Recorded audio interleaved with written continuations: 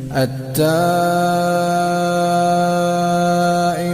العابدون الحامدون السائحون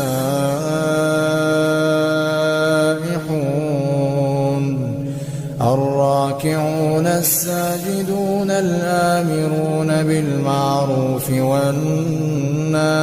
عن المنكر والحافظون لحدود الله وبشر المؤمنين. ما كان للنبي والذين آمنوا أن يستغفروا للمشركين ولو كانوا